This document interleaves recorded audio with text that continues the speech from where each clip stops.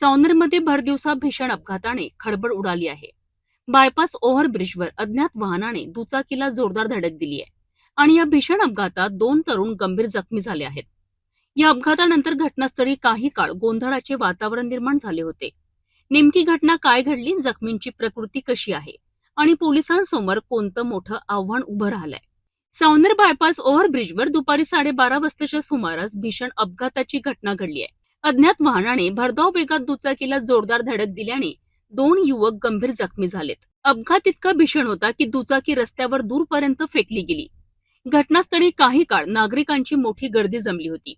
या घटनेची माहिती मिळताच हितज्योती आधार फाउंडेशन आणि सावनेर पोलीस तात्काळ घटनास्थळी दाखल झालेत. जखमींना त्वरित मदतकार्य सुरू करण्यात आले. सामाजिक कार्यकर्ते हितेश बनसोड यांना सावनेर पोलीस स्टेशनचे अंकुश मुळे यांनी या घटनेची माहिती दिली. माहिती मिळताच हितेश बनसोड घटनास्थळी पोहोचलेत आणि मदत कार्याला सुरुवात केली. हितज्योती आधार फाउंडेशनच्या अँब्युलन्सच्या मदतीने दोन्ही जखमींना सावनेर शासकीय रुग्णालयात दाखल करण्यात आले.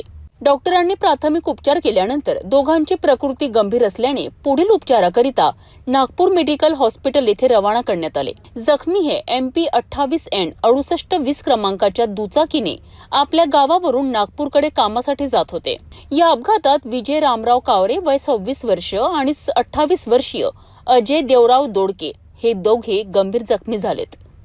दोघेही मध्य प्रदेशातील बैतूल जिल्ह्यातील घाट अमरावती परिसरातील रहिवासी असल्याची माहिती समोर आली आहे. अपघातानंतर अज्ञात वाहन चालक घटनास्थळावरून फरार झाला असून पोलिसांकडून त्यांचा शोध सुरू आहे. या घटनेनंतर सामाजिक कार्यकर्ते हितेश बनसोड यांनी सावनेर पोलीस स्टेशनमध्ये पोलिसांचे संख्याबळ कमी असल्याचा मुद्दा उपस्थित केला आहे.